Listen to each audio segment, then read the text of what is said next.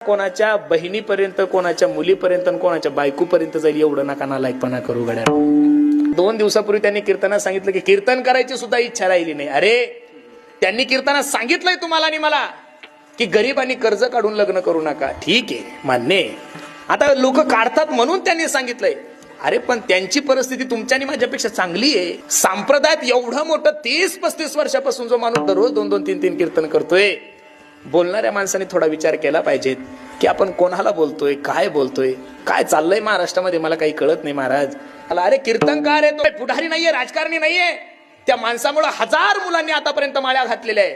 त्या महाराजामुळे 1000 लोकांनी लग्नातले डीजे बंद केलेले. महाराज पश्चिम महाराष्ट्रातल्या सगळ्या वराती त्या माणसामुळे बंद झालेल्या आहे. आणि त्या एका लेकीच्या लग्नामध्ये तो माणूस थोडा आनंद उत्सव साजरा करतोय. तर आपण लोकांनी काही बी तोंड सुख घ्यायचं. अरे मोबाईल जरी तुमच्या बापाचा असेल तरी कमेंट करताना थोडी तरी अक्कल असली पाहिजे की आपण कोणाला बोलतोय. ज्या माणसाला पोरगी आहे महाराज, तो माणूस चुकून सुद्धा चुकीची कमेंट करणार नाहीये. म्हणून महाराज किती आमच्यासारख्या लोकांनी कीर्तन केले म्हणजे इंदुरीकर महाराजसारखा परत माणूस होईल का महाराज? 30 वर्ष ज्या माणसाने किंचितही क्रेज कमी होऊ दिली नाही, एवढं सोपं नाहीये महाराज. एवढा जर संप्रदायातला हिरा असेल तर अशा हिऱ्याविषयी जर कोणी चुकीचं बोलत असेल तर मी तरी वारकरी संप्रदायाचा कीर्तन